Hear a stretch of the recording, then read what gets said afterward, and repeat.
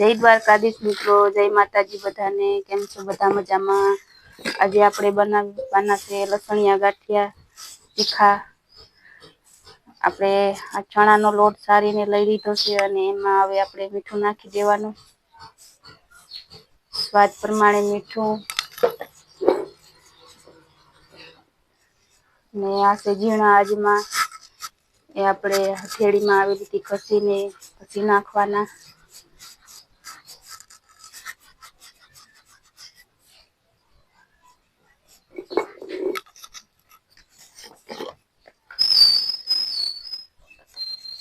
ધાણા જીરું મસાલો,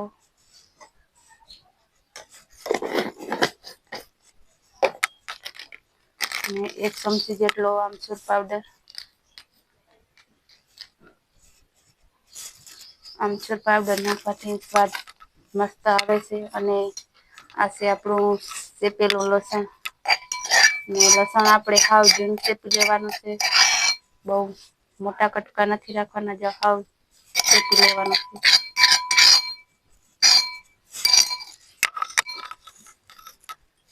અને અડધું ફાડું લીંબુનો રસ.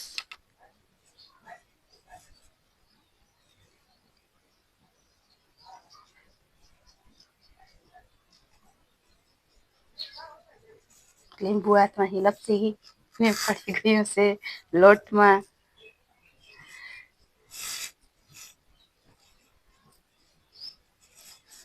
અને 2 ચમચી તેલ નાખવાનું છે.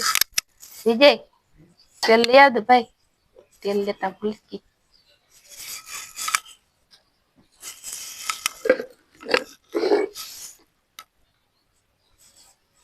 બે ચમચી લાલ મરચું પાવડર,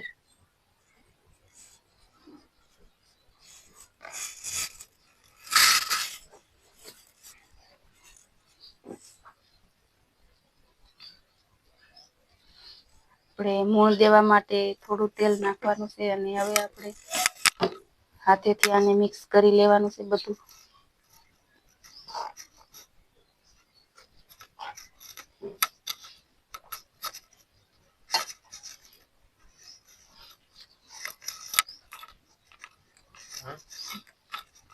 તો આપણા લોટને મોણ દેવાઈ ગયું છે, જોઈ શકો છો. હવે આપણે લોટ બાંધી લેવાનો છે. અને પહેલા તો આ લસણ વાળું પાણી છે એ નાખી દેવાનું. થોડું થોડું પાણી નાખતું જવાનું, લોટ બાંધતું જવાનું છે. થોડીક ધ્યાન રાખવાની, કારણ કે લોટ બહુ આછો ન થઈ જાય.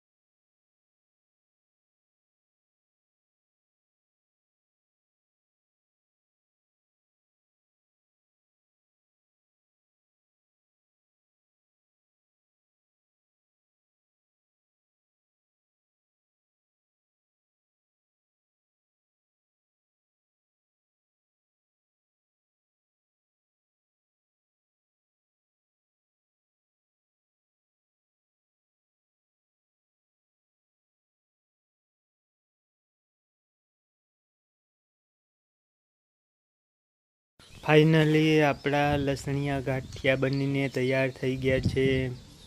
તો કંદોઈજી કેમ લાગે છે તમને લસણિયા ગાંઠિયા બનાવીને? ખાવાનું મન લાગે છે. જો આ ચાખીએ જોણી કેવા છે લસણિયા ગાંઠિયા. હા, શાખવા બધા આવી જાય. બનાવવાનું કોઈ ટેકો નથી. આ દેશી કંદોઈ છે. દેશી કંદોઈ. હવે બનાવશે હમણે મોરા ગાંઠિયા. પછી શું બનાવવાનું છે? પછી બનાવશું લાડવા. સાતમ છે ને, ચૈત્રી હાથની લાડવા બનાવવાના છે. પાઉં ભાત, દાબેલી બનાવવી, પાણીપુરી બનાવવી. એટલે બધું ખાવાનું જ બનાવવાનું છે કે શાક બનાવવાનું છે. આતંક કોને કે?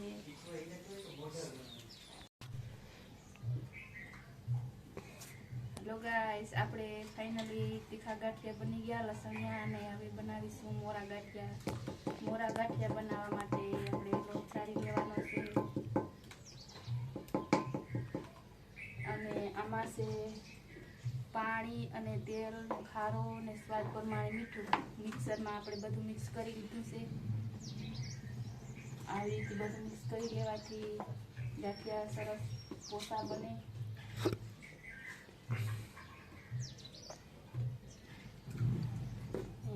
આમાં લીધા છે મરી, આખા પગા કૂટેલા. હવે આપણે નાખવાના છે ઝીણા અજમા. ઝીણા અજમા આવી રીતે થેલીમાં ફૂટીને નાખવાના. ઝીણા હાથમાં નાખીએ તે ગાંઠિયા ખાઈ તો પેટમાં ન દુખે એ માટે નાખવામાં આવે છે. પસવામાં હારારી આશે મરી, આખા ભગા કૂટેલા.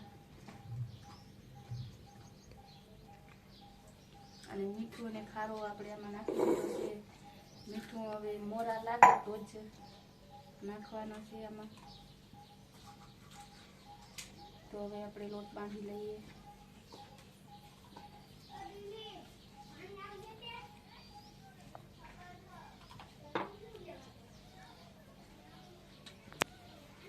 તો આપણો લોટ બંધાઈ ગયો છે, એટલે હવે આપણે આને લોટ થોડોક જાડો છે એટલે આસો કરવો પડશે.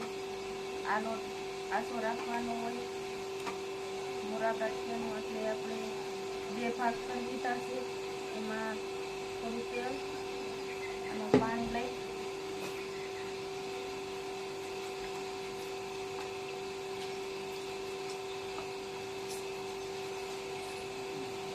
આ વાસો રાખવાનો છે, એટલે આપણા ગાંઠિયા ખાવકા સરસ થાય. બસ. તો ફાઇનલી મોરા ગાંઠિયા બનવાનું ચાલુ થઈ ગયું છે. જોઈ શકો છો મિત્રો. જરાક હેઠે તે મૂક તો અહીંયા કામ મેળી પરથી ગાંઠિયા મૂકી છે.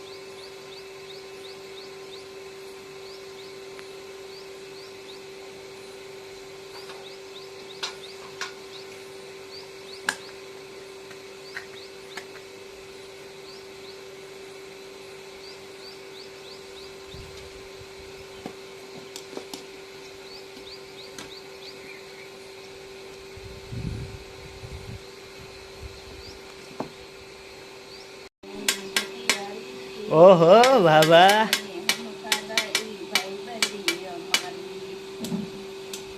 હાલવા દિયો. ગાંઠિયા બનાવતા બનાવતા કંદોય અડપી ગયા છે.